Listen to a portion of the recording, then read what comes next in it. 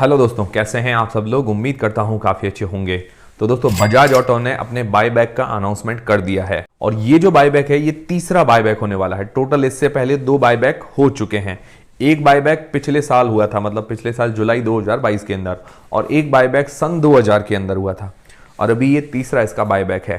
तो 8 जनवरी को बजाज ऑटो का जो भी बोर्ड है उसने बायबैक की मंजूरी दे दी थी। तो उस टाइम जो बजाज ऑटो की शेयर की जो प्राइस थी 6985 रुपए, मतलब हम एवरेज लेके चलते हैं 7000 रुपए उसकी प्राइस थी अंदाजन, ठीक है।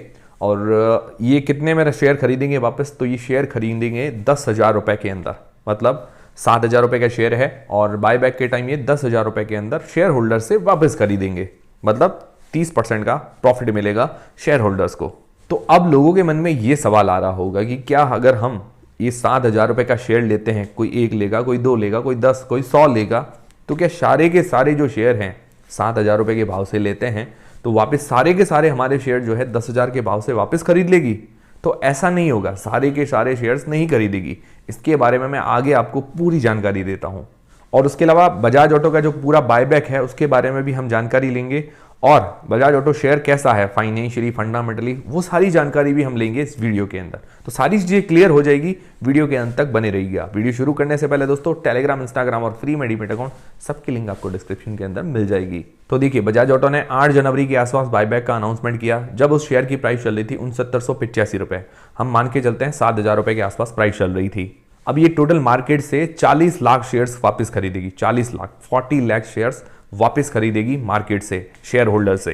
तो अब टोटल कितना अमाउंट लगेगा बजाज ऑटो को ये सारे शेयर्स खरीदने में, तो 10,000 रुपए पर शेयर के हिसाब से खरीदेगी, 40 लाख शेयर्स खरीदेगी। तो टोटल कितना हुआ, अगर हम गुणा करते हैं तो टोटल होता है 4,000 करोड़ रुपए के शेयर्स जो है वापस खरीदेगी। इतना बजाज ऑटो को वापस इन्वेस्ट करना पड़ेगा, मतलब शेयर होल्डर्स को देना पड़ेगा। तो अब आपको बायबैक की तो डिटेल समझ में आ गई। 4,000 करोड़ रुपए का टोटल बायबैक है, 40 लाख शेयर्स खरीदेगी। अभी तक रिकॉर्ड डेट वगैरह अनाउंसमेंट नहीं हुई है, जैसे ही होगी मैं आपको जानकारी दूंगा। अब क्या है, काफी लोगों को पता है कि बायबैक क्या होता है और काफी लोगों को नहीं पता है, तो शॉर्ट में आपको बता देता हूं बायबैक होता क्या है। तो देखिए दोस्तों, किसी भी शेयर का बायबैक वो होता है जब कोई भी कंपनी अपने शेयर्स, मतलब कंपनी के जो प्रमोटर्स होते हैं, जो कंपनी होती है, तो वो अपने शेयर जो है वापिस शेयर होल्डर से खरीदती है, वापस खरीदती है।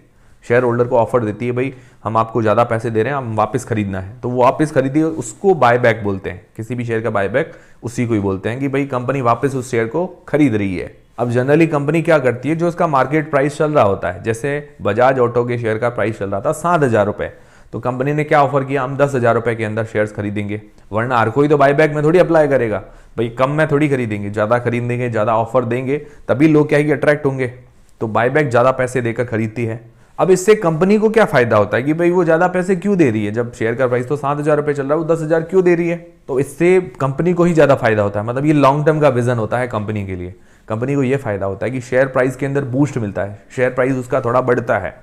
अब आप देख सकते हैं कि भाई 6985 रुपए पर इन्होंने अनाउंसमेंट किया था। अब अनाउंसमेंट होने के बाद ही इसके अंदर काफी ज्यादा हलचल देखने को मिल रही है। 7400 तक ये हाईएस्ट जाके आ चुका है 2 से 3 दिन के अंदर, तो शेयर प्राइस को थोड़ा बहुत बूस्ट भी मिलता है। फिर इससे क्या होता है कि इनका मार्केट कैप बढ़ता है, कंपनी की वैल्यूएशंस बढ़ती है, प्रमोटर की थोड़ी होल्डिंग बढ़ती है, होल्डिंग बढ़ेगी तो लोगों को और ज्यादा विश्वास आएगा कंपनी के ऊपर। तो बहुत सारे फायदे होते हैं बायबैक के, ऐसे ही कोई कंपनियां ज्यादा पैसे नहीं देगी। अब ये चीज क्लियर हो गई कि बायबैक क्या होता है और क्यों करती है कंपनी।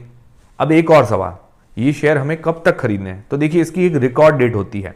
रिकॉर्ड डेट तक अगर आपके डीमेट अकाउंट के अंदर वो शेयर हैं, शेयर, अब देखिए डिलीवरी अगले दिन होती है, आज लिया और कल की तारीख में डिलीवरी होगी, तो आपको रिकॉर्ड डेट, जो भी इसकी रिकॉर्ड डेट होगी, उस तक आपके डीमेट अकाउंट के अंदर वो शेयर होने चाहिए। मान लो इसकी रिकॉर्ड डेट अभी रख दे ये 25 जनवरी, तो 25 जनवरी तक आपके डीमेट अकाउंट के अंदर वो शेयर होने चाहिए, तभी क्या है कि आप एलिजिबल हो पाओगे बायबैक के लिए।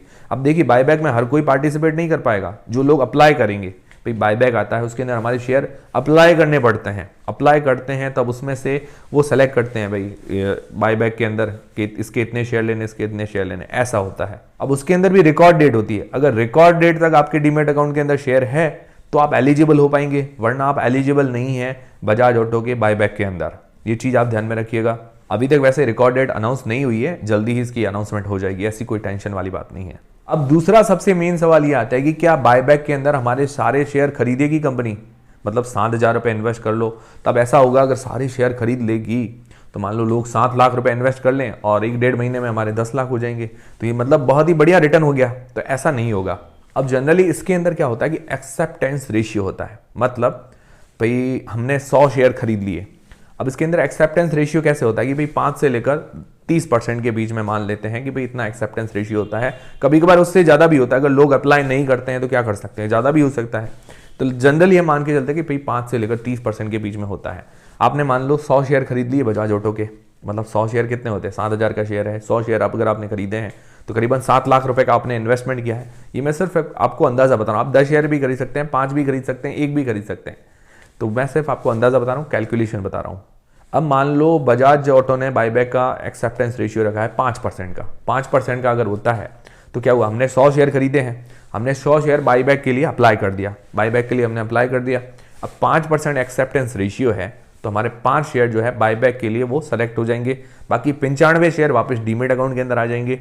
और जो 5 शेयर सेलेक्ट हुए हैं, क्योंकि 5% एक्सेप्टेंस रेशियो है, तो उसके पैसे सीधे हमारे बैंक अकाउंट के अंदर आ जाएंगे। तो 10,000 के हिसाब से 5 शेयर है तो 50,000 रुपए सीधे हमारे बैंक अकाउंट के अंदर आ जाएंगे। और बाकी शेयर जो है फ्री हो जाएंगे, मतलब डीमेट अकाउंट के अंदर। फिर आप उसको चाहो तो मार्केट प्राइस के हिसाब से बेच सकते हो, चाहो तो उसको होल्ड कर सकते हो। ऐसा होता है। अगर 10% एक्सेप्टेंस रेशियो है तो 10 शेयर हमारे एक्सेप्ट होंगे, और अगर 20% एक्सेप्टेंस रेशियो है तो 20 शेयर एक्सेप्ट होंगे, 15% है तो 15 शेयर एक्सेप्ट होंगे, 25% है तो 25 शेयर, 30% है तो 30 शेयर एक्सेप्ट होंगे। इस तरह से एक्सेप्टेंस रेशियो जो भी होता है उस पर सारी चीजें डिपेंड करती है। अब इसके अंदर रिटेल और HNI सेगमेंट भी होता है, भाई 2 लाख के अंडर में, 2 लाख के ऊपर में, ऐसे भी कोई सेगमेंट होता है। वो भी मैं आगे आपको मतलब कैलकुलेशन वगैरह करके बताऊंगा। जब इसकी रिकॉर्ड डेट वगैरह अनाउंस हो जाएगी तब और ज्यादा मैं डिटेल के अंदर आपको जानकारी दूंगा। तब आपको ये तो समझ में आ गया कि भाई हमारे सारे शेयर तो एक्सेप्ट नहीं होंगे। तब इसका भी मैं आगे बताता हूँ कि भाई नुकसान होगा, फायदा होगा, ये भी आगे हम जानते हैं। तब आपका एक और सवाल ये आया होगा कि भाई अप्लाई करना कैसे है। भाई हमने शेयर खरीद लिए, 100 शेयर खरीद लिया, अब अप्लाई कैसे करें। तो आपका डीमेट अकाउंट है, आप उसकी या तो कंप्यूटर वेबसाइट या डेस्कटॉप साइट होती है, मोबाइल के अंदर डेस्कटॉप साइट खुलती है, आप जाके देख लीजिएगा। क्रोम ब्राउजर, कहीं पर भी ब्राउजर के अंदर आप डेस्कटॉप साइट खोलिएगा, खुल जाएगी। वहाँ पर अपना डीमेट अकाउंट लॉगिन कीजिए। उसके अंदर कॉर्पोरेट एक्शन होगा या बायबैक का कुछ जानकारी लिखी हुई होगी। भाई आप अगर अपना डीमेट अकाउंट खोलेंगे तो कॉर्पोरेट एक्शन आता है, जनरली जीरोधा वगैरह के अंदर कॉर्पोरेट एक्शन होता है, उसके अंदर बायबैक होता है। फिर आप बायबैक के अंदर जाएंगे तो जो भी बायबैक अभी ओपन होगा, तो अब जैसे बजाज ऑटो का बायबैक है, जिस डेट को ओपन होगा तो उस टाइम आप जाएंगे तो बजाज ऑटो का बायबैक ओपन हो रखा होगा। फिर उसके अंदर आपको डिटेल्स भरनी, भाई इतने शेयर हमको अप्लाई करने, भले ही आपके पास 100 शेयर है, आप चाहे तो 70 शेयर भी अप्लाई कर सकते हो, चाहे तो 100 के 100 अप्लाई कर सकते हो, वो आपकी मर्जी है। तो उसके अंदर आप जितने शेयर अप्लाई करना चाहो उतने भर दीजिए। उसके बाद जो भी जानकारी है, छोटी मोटी जो भी जानकारी है वो भर के उसके बाद आपका बायबैक में बहुत ही आसानी से अप्लाई हो जाएगा। विद इन आप मान के चलिए 30 सेकंड का ही काम होगा, इससे ज़्यादा का काम ही नहीं है। तो वो आप देख लेंगे, कॉर्पोरेट एक्शन वगैरह में मिल जाएगा। वरना अब काफ़ी ऐप नई नई जो आई है, अभी जो भी ब्रोकर नए नए आए हैं उनके अंदर सीधा बायबैक का भी ऑप्शन दिखा देगा, तो वहाँ से भी आप जानकारी ले सकते हैं। वरना डेस्कटॉप साइट खोल लीजिए या कंप्यूटर पर वेबसाइट खोल लीजिए, उसके अंदर कॉर्पोरेट एक्शन के अंदर जाइए, बायबैक का ऑप्शन आपको दिखा देगा। तो ये आपको समझ में आ गया कि अप्लाई कैसे करना है। जो लोग नए हैं उनको भी साथ साथ में बताता जा रहा हूँ। अब इसके लिए कि अप्लाई करने के लिए डेट आएगी, पहले रिकॉर्ड डेट आएगी, उसके बाद क्या है कि बायबैक की डेट आएगी। भाई इस तारीख से लेकर इस तारीख तक हमें बायबैक में अप्लाई कर सकते हैं। जैसे IPO की कैसे डेट आती है कि 3 दिन तक अप्लाई कर सकते हैं, वैसे बायबैक की भी एक डेट आती है कि इस तारीख तक हम अप्लाई कर सकते हैं। तो उसकी भी कोई टेंशन लेने वाली बात नहीं है, वो डेट भी आ जाएगी, मैं आपको वैसे जानकारी दे दूंगा। वरना आपको कहीं पर भी ऐसी जानकारी मिल जाएगी, गूगल वगैरह करेंगे तो भी जानकारी आ जाएगी। अब आपका सबसे मेन सवाल ये आता है कि भाई बजाज ऑटो के बायबैक में क्या हमें अप्लाई करना चाहिए या नहीं करना चाहिए, फायदा है या नुकसान है।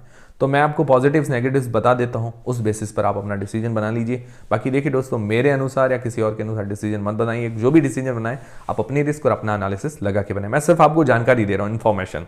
अब मान लो आप बजाज ऑटो का शेयर ले लेते हैं 7,000 रुपए के अंदर, और आपने मान लो 10 शेयर्स ले लिए। 10 शेयर मतलब कितने होते हैं, 70,000 रुपए आपने इन्वेस्ट कर लिए। मतलब मैं आपको कैलकुलेशन के हिसाब से बता रहा हूँ, अभी जो शेयर का प्राइस चल रहा है उससे हमें कोई लेना देना नहीं है। तो ठीक है, 7,000 रुपए में हमने शेयर खरीद लिए और 10 शेयर खरीदे तो 70,000 रुपए हमने इन्वेस्ट कर लिए। अब इसके अंदर एक्सेप्टेंस रेशियो जो है, मतलब मान लो 10% के आसपास आ गया, ठीक है। तो हमारे 10% के हिसाब से हमने 10 शेयर लिए तो 1 शेयर हमारा एक्सेप्ट हो जाएगा, और पीछे बचे 9 शेयर वो क्या है, वापस डीमेट अकाउंट के अंदर आ जाएंगे। तो अब 1 शेयर का तो हमें प्राइस मिल जाएगा 10,000 रुपए, सीधे हमारे बैंक अकाउंट के अंदर आ जाएंगे। अब पीछे बचते जो 9 शेयर, उसके अंदर तब फायदा होगा जब शेयर की प्राइस या तो बढ़ेगी, मान लो 7,000 से भाई 8,000 या 7,500 कुछ भी जाए तो हमें फायदा होगा पीछे बचे हुए शेयर का। वरना अगर शेयर प्राइस वहीं रहता है या उससे नीचे चला जाता है तो भैया हमें नुकसान है। तो ये भी चीज़ की पॉसिबिलिटी हो सकती है।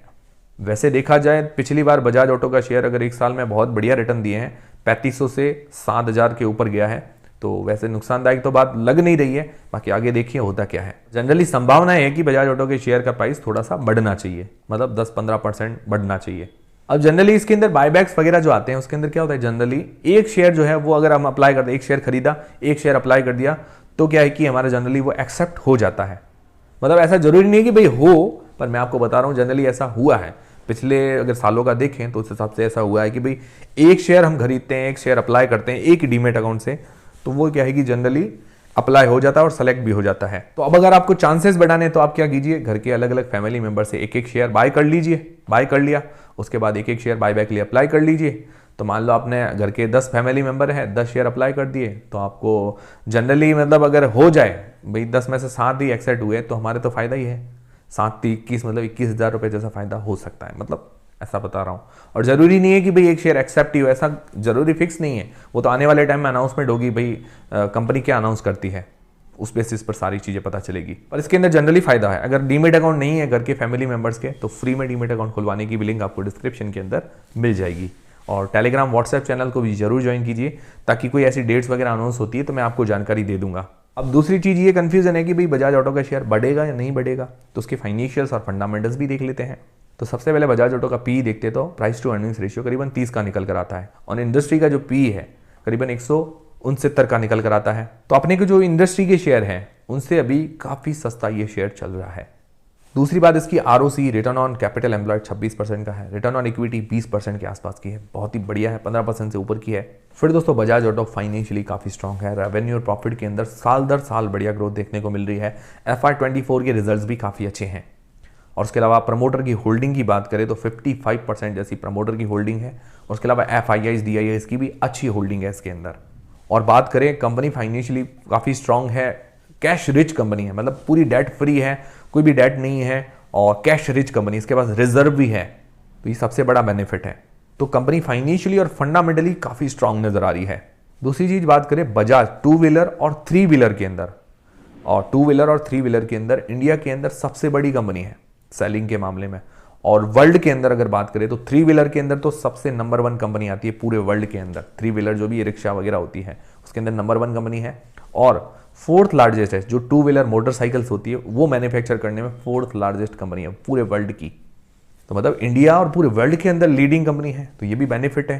दूसरा, इंडिया के अलावा 79 कंट्रीज के अंदर इसकी बाइक्स वगैरह सेल होती है। अफ्रीकन कंट्रीज, ये एशियन कंट्रीज में काफी इसके प्रोडक्ट सेल होते हैं, इसकी बाइक्स वगैरह। तो इसकी डोमेस्टिक सेल है 47%, जो इसका रेवेन्यू टोटल जनरेट होता है। 53% एक्सपोर्ट से जनरेट होता है, तो कितनी बड़ी बात है। दूसरी चीज है KTM की जो बाइक्स आती हैं उसके अंदर भी इसकी 48% की हिस्सेदारी है। और अभी दोस्तों इलेक्ट्रिक व्हीकल्स का जमाना है, तो इलेक्ट्रिक व्हीकल्स के अंदर आ गया है इसका चेतक स्कूटर आ गया है, तो ये भी अच्छी बात है। अब सारी चीजें अच्छी नजर आ रही है। और अगर बात करें इसके प्राइस की, तो एक साल का प्राइस चार्ट अगर आप देखो तो 3500 रुपए इसने लो बनाया था एक साल के अंदर, और हाईएस्ट अभी कितना गया 7000 से ऊपर, करीबन 7400 रुपए ये हाई जाके आया है। ये भी अच्छी बात है कि एक साल के अंदर 100% रिटर्न हो गए, 2 गुना जैसा पैसा हो गया। अब जरूरी नहीं है कि अगले साल भी एकदम 2 गुना कर दे, ऐसा जरूरी नहीं है। इस बेसिस पर आप मत रहिएगा कि भी अगले साल भी 2 गुने हो जाएंगे, ये चीज मतलब जरूरी नहीं है।